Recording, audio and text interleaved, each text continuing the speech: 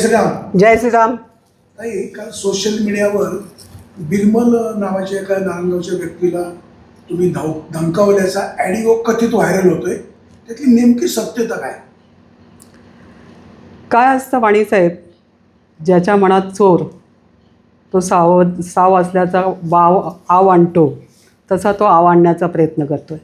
वास्तविक पाहता हा बिरमल आणि त्याची या सोबत असणारी ती सोनाली वायाळ हे स्वतःच मला भेटायला आले होते. म्हणजे हा माझा पुतण्या आहे आणि या पुतण्याचे पैसे त्या लोकांकडे आहेत आणि ते कबूलही करतात की पैसे आहेत, द्यायचे आहेत. त्या इथं स्वतः भेटायला माझ्याकडे आले. मी जुन्नरला आहे असं त्यांना कळलं. त्यांनी नानांना फोन केला होता. ते म्हणाले की ताई जुन्नरला असतील, तुम्हाला भेटतील. ते नानांना काय माहीत नव्हतं की हा काय याला हे करायचं आहे. पण त्यांना कुठेतरी हे प्रकरण थांबवायचं होतं आणि कुठेतरी आपल्याला तडजोड करायची अशी त्यांची भावना मला दिसली. आणि मी म्हटलं मग कशी करणार तुम्ही तडजोड, कारण एवढे पैसे त्याने सगळ्या मित्रांना, तुम्ही त्याच्याशी गोडगोड बोलून सगळ्या मित्रांना त्याने तिथे मेंबरशिप बनवली. तुमची स्वतःची ऑफिस तिथे वारुवाडी रोडला आहे, कॉलेज रोडला, आणि त्या ठिकाणी तुम्ही ती कंपनी चालवत आहे. आणि तुम्ही जर लोकांना असं फसवलं तर ही शेतकऱ्यांची मुलं आहेत. अगदी हा तर वडील लहान, म्हणजे इतका तो लहान होता तेव्हा वडिलांचा ॲक्सिडेंट झाला आणि वडील गेले.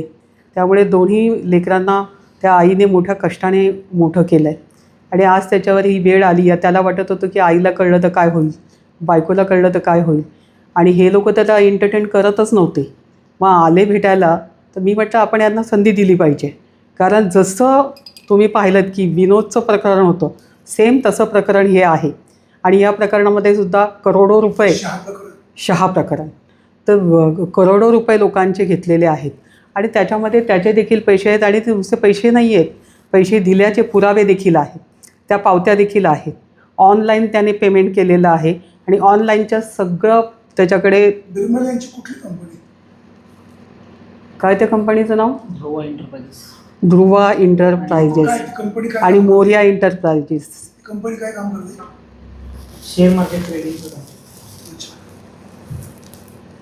आणि तुमच्याकडे जेव्हा कंप्लेंट आली ते तुम्हाला भेटायला आले? हां, पुढे काय? थेट भेटायलाच आले. ते स्वतःहून भेटायला? हो, स्वतःहून भेटायला आले. तर मी त्यांना म्हटलं की असं याच्या बाबतीत आहे आणि म्हटलं फार अडचणीतला पोरगा आहे तो, त्यामुळे तुम्ही याला आधी मोकळं करा, काय असेल ते तुम्ही. ते म्हणाले की आम्ही हिशोब करतो पाहिजे तर, कारण आकडे काय यांचे जुळत नव्हते. मग म्हटलं तुम्ही बसा, हिशोब करा, जेव्हा जुळवणी होईल तेव्हा माझ्यासमोर या, तोपर्यंत बाकीच्या लोकांना भेटून मी घेते. आणि मी दुसऱ्या लोकांना भेटायला सुरुवात केली. तब्बल 1.5 ते पावणे 2 तासाने हे लोक आतमध्ये आले तिघे पण. आणि त्यांनी सांगितलं की होय, आकडे जुळत आहेत, आम्ही पैसे इतकं देणं लागतो आहे. मी म्हटलं ठीक आहे, मग आता कधी देणार ते सांगा आणि कसे देणार.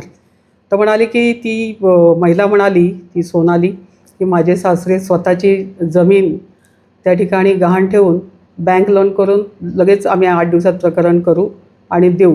तर कसं काय तुम्हाला ते प्रकरण मिळेल एवढ्याशा जमिनीवर? ते म्हणाले की CC लोन आम्हाला मिळतं आहे, तर आम्ही करू. म्हटलं त्याच्यासाठी तुमचे सासरे तयार होतील, हे मी कसं काय सत्य मानायचं, कारण शेवटी त्यांची प्रॉपर्टी आहे ना. तर त्या दुसऱ्या दिवशी परत मला भेटायला आले.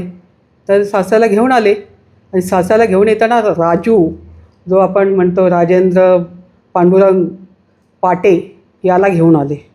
आणि दुसरा होता तो, काय नाव त्याचं रे, तुषार शिवाजी वारुळे, हे पण त्याच्यात दुसरं.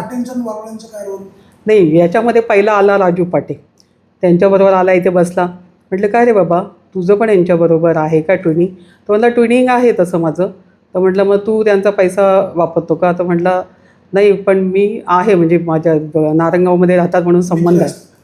मग म्हटलं की त्या सासेबुवांना विचारलं की दादा हे म्हणत आहेत की आता ह्यांना पैसे देत नाहीत, हे लोकांना एंटरटेन करत नाही, फोन उचलत नाही आणि त्याच्यामुळे चिडचिड होते आहे, तर तुम्ही काय सांगाल? ते म्हणाले की होय, आता त्यांच्याकडून चूक तर झाली आहे, मी देणार आहे, म्हणजे मी जमीन माझी गहाण ठेवायला तयार आहे.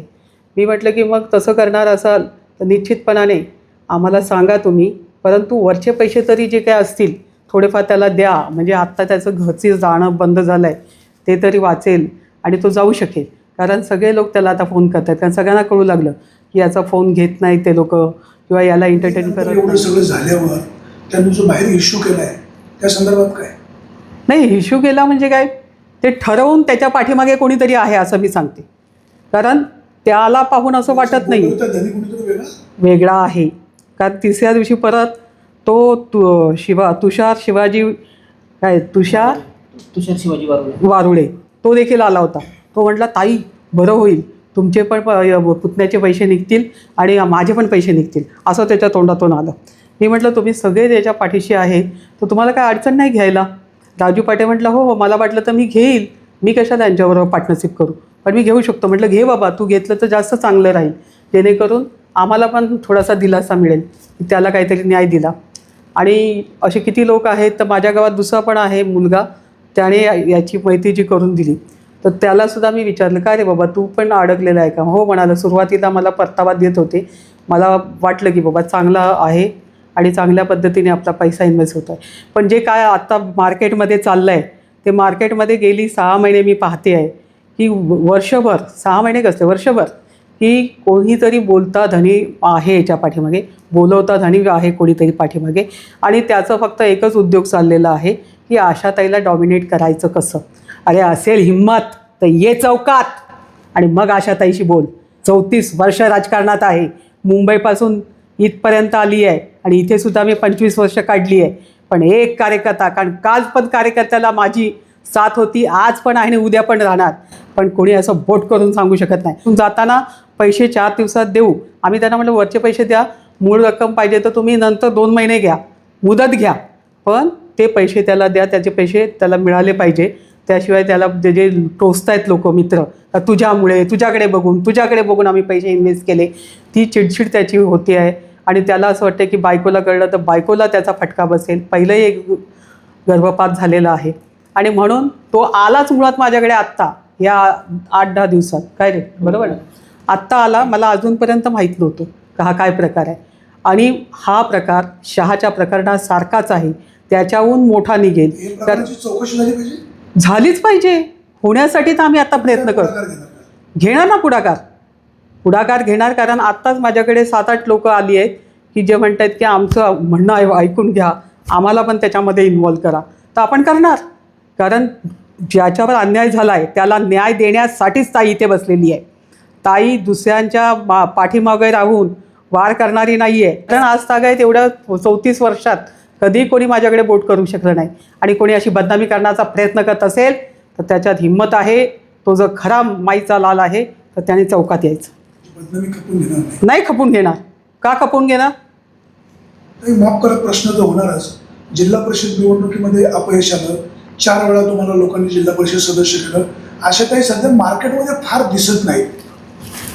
मार्केटमध्ये दिसत नाही याचं कारण असं आहे की मला जो आजार झाला, डेंग्यू झाला, त्याच्यानंतर थायरॉईड झालं, एकदम असे सगळे आजार आल्यामुळे माझं थोडंसं म्हणजे मला आत्ताही त्रास होतो आहे, सांधेदुखी वगैरे हे सगळं त्रास होतो, म्हणून जास्त बाहेर पडत नाही. पण तशी बाहेर पडतेच आहे. रोज मी जुन्नरला आहे आणि आज उद्यापासून तर तुम्हाला असं चित्र बदललेलं दिसेल. फक्त 2-3 दिवस कदाचित लागतील, औषधं संपणारच आहेत आता. आणि औषधं संपली की डॉक्टरची ट्रीटमेंट संपली, याचा अर्थ मी फिट, आणि मी फिट आहे तर मग मी बाहेर सुटल्यानंतर. सामान्य माणसाला आशाताई भोसलेंकडनं खूप अपेक्षा असतात.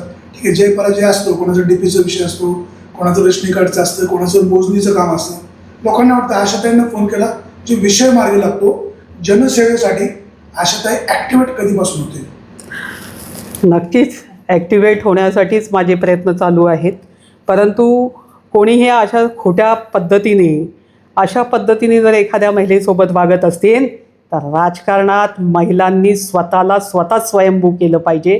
माझ्या पाठीमागे कोणी पाठीराखा नाही असं समजण्याचं कारण आहे, मी माझं रक्षण करायला समर्थ आहे.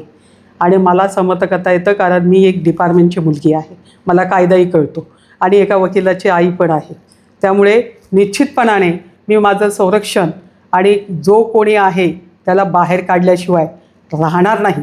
त्याला खरंच थोडी जरी लाज असेल ना तर त्याने बाहेर यावं आणि स्वतःहून कबूल करावं की हो मी चुकलो, मी हे करायला नव्हतं पाहिजे. आणि माझ्याही घरात आई बहीण आहे. पण तसं जनतेला अशी अपेक्षा आहे ताईंकडनं की ताईंनी आमच्या संपर्कामध्ये राहावं, आमच्याकडे यावं, आमच्या सुखदुःखामध्ये सहभागी व्हावं, आमची छोटी मोठी कामं करावीत, अशी सामान्य जनतेला अपेक्षा असते.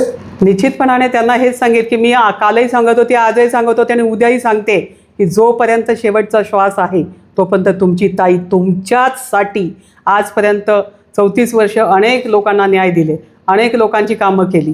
तुम्ही पाहिलं की चॅम्पियनसारखा असणारा कामगारांचा प्रश्न सोडवला. तिकडे त्याच्या पाठीमागे असणारी जी कंपनी आहे जी लस तयार करते आपले सर्पदंशावर, त्या कंपनीचा सुद्धा आपण प्रश्न सोडवला. असे संघटित असणाऱ्या कामगारांचे प्रश्न देखील आपण सोडवतो. कुठेही कोणावर हल्ला झाला तरी बिबट्याचा हल्ला झाला तर सगळ्यात पहिलं ताई कधी येते, ताई कधी येते, किती 50 येऊ, पण ताई आल्याशिवाय कोणाचं समाधान होत नाही. आणि मग अशा वेळेला मला सारखं वाटतं की ज्या जनतेने एवढं प्रेम दिलं तर एकदा नाही कमी पडलं प्रेम तर कदाचित आपणही कुठे कमी असो असं समजून मी पुन्हा कामाला लागणार. आशाताई पराभवाने खचले? बिलकुल नाही. खचायचं काय कारण आहे? 4 वेळा निवडून दिलं की. जे पाठीमागून वार करायचा प्रयत्न करतायत ना त्यांना आशाताईची कावीळ झालेली आहे आणि म्हणून त्यांना सगळीकडे माझी सावली बघितली तरी भीती वाटते. मग एवढी भीती वाटत असेल तर नाद कशाला करायचा? त्याच्यामुळे असं कोणीही करू नये एवढंच या ठिकाणी सांगते. मी कालही जनतेत होती, आजही आहे आणि उद्याही राहणार. असेल त्याच्यापेक्षा 10 पट जास्त ताकदीने जनतेला ताकद देणार. तसं पाहिलं ना तर जे माझ्या पाठी लागू पाहतायत किंवा मला डॉमिनेट करू पाहतायत त्यांना माहीत नाही अजून का मी कधीही कुणाच्या वैयक्तिक जीवनात कधी डोकावलं नाही, डोकावणारही नाही. कोणाच्याही किती पर्सनल गोष्टी असल्या आणि मला कोणी सांगायला आलं तरी मी त्याला उभं करत नाही. परंतु जर अशी वेळ आली आणि सतत जर अशा पद्धतीने वागलं गेलं तर मी तुम्हाला सांगते माझ्याकडे पण पिटारा आहे, माझी पण ही झाकली मूठ लाखाची आहे.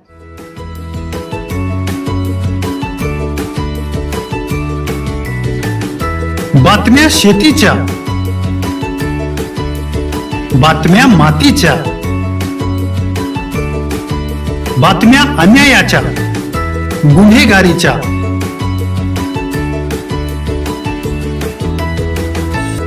राजकारणाच्या आणि समाजकारणाच्या, शोषणाविरुद्ध बुलंद आवाज, जनसामान्यांच्या हुंकाराची गाज, सत्कार्याला प्रोत्साहन, दुष्कृत्याला अनुशासन, निर्भीड, निस्पृह, सडेतोड, बेधडक आणि रोखटोक म्हणजेच विघ्नहर टाइम्स. शोध बातमीचा, ध्यास सत्याचा. आपलं चॅनल, आपली बातमी. सबस्क्राईब तर कराच, पण बेल आयकॉनवर क्लिक करायलाही विसरू नका.